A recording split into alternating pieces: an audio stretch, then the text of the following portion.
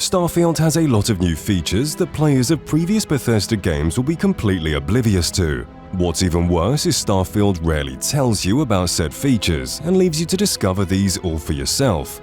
But, lucky for you, I unfortunately already have almost 500 hours of playtime and can confidently say, these are the 9 most important features that Starfield never tells you about. Number 1. Screenshots have a hidden use. One thing that immediately becomes apparent when playing Starfield is the number of loading screens that you're going to be looking at. Despite being on a new version of the creation engine, it's good to know that Bethesda has stayed true to their roots and added a loading screen for pretty much any action you commit. What makes this worse is that Bethesda's done away with the movable 3D models we've come to know and love, and instead opted for a mere screenshot. Most players would see this as a total downgrade at first, but what Bethesda doesn't tell you is that you now have more control over how your loading screens look than ever before.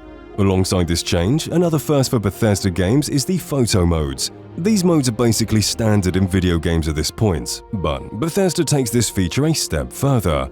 Any photos that you take during your travels will automatically be added to the mix of screenshots in the loading screen. So, if you're someone who takes photos of everything, then you can rejoice as you see your collection of random rock photos and saucy Andresia pics while you're waiting to load into the next cell.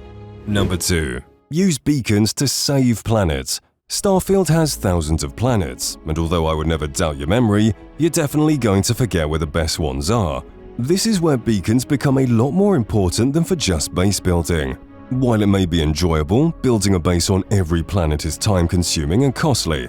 However, placing a beacon doesn't mean you have to build a base there. Instead, you can use beacons as a means of saving an area for later.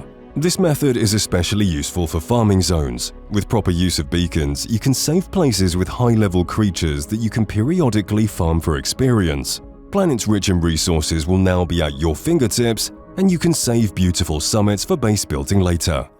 Number 3. You're using the cutter wrong. Though it may sound simple enough to use, Bethesda gave the cutter a secret way of using it that halves the time it takes to mine resources. Before shooting the cutter's load, be sure to hold down the aim button to charge the laser.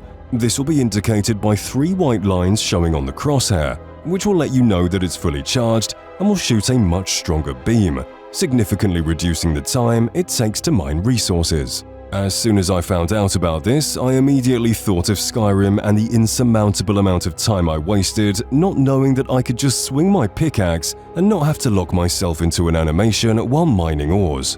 Number 4. Flight Simulator. Piloting your spaceship is one of the most fundamental elements of Starfield, and leveling these skills is important if you want to have a good time exploring the Blackest Sea. But what if I told you that you can level up your piloting skills without even having to go to space? Well, you can do just that in the UC Flight Simulator. Found in the Mast District of New Atlantis, using the flight simulator is required for anyone hoping to complete the United Colonies questline. To complete this faction's first mission, you have to get through 3 waves of virtual enemies to pass your examination and officially join the United Colonies. However, if you so desire, you can keep going after 3 waves and complete a total of 6 levels. Doing so will net you a total of 45,000 credits, but this is much easier said than done. Getting through the last 3 waves is very hard, even for the most skilled of pilots. But if you have a high enough security skill, you can break into the simulator's console and give yourself some overpowered power-ups. These include damage and defense upgrades to your ship, as well as having a high-level wingman to fight alongside you. Once you finish the sim, you'll not only get a big chunk of credits, but you'll also be able to come back whenever you'd like to continue leveling up your piloting skills. Number 5. Asteroids have a secret use.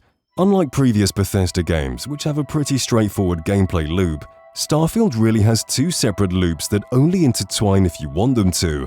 The first is the standard shoot-and-loot style that we've come to know and love since Skyrim, and the other is the exploration and base-building mechanics which were introduced in Fallout 4, but only became a full-fledged gameplay loop in Starfield.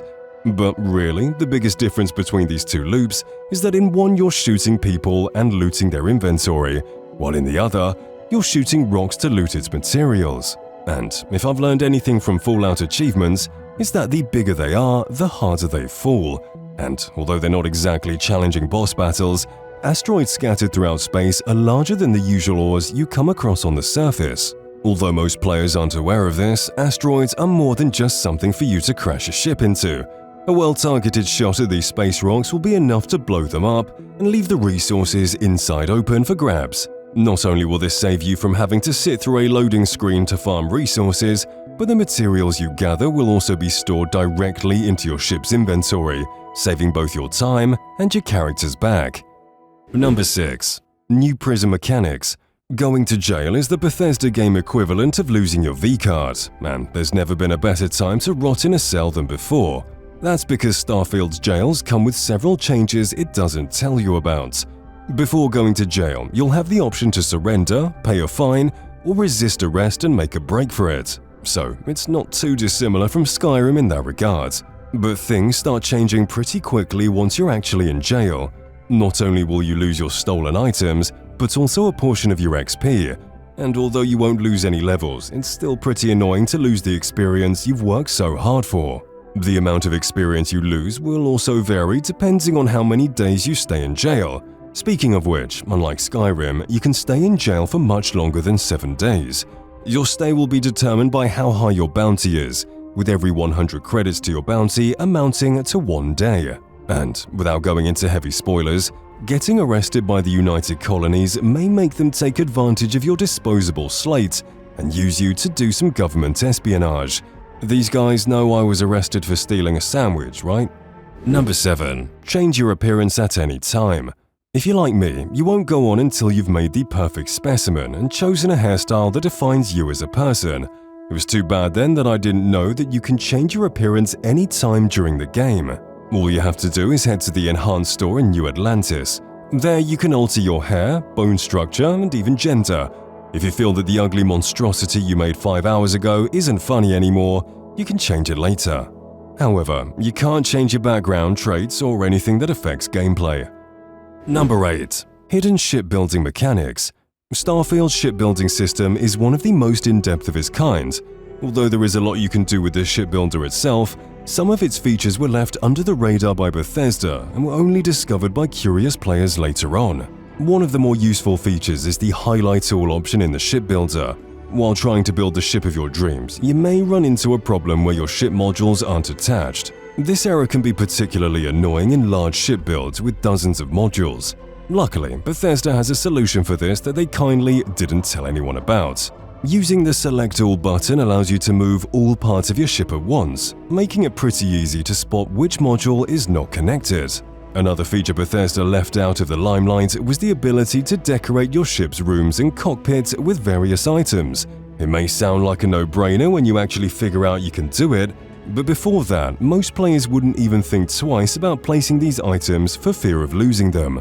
But be not afraid, as Bethesda has accounted for this, letting you personalize your ship to your heart's desire. Number 9. Outposts. Outposts are hardly a secret feature, but Bethesda gives you such little information on how they work, they may as well be. And with the addition of various ships and properties to call home, many players will ignore this mechanic altogether and lose out on a really cool aspect of the game. So let's try to explain it as best we can. You begin building an outpost by opening your scanner and placing a beacon. From there, you can decide what kind of base you want your outpost to be.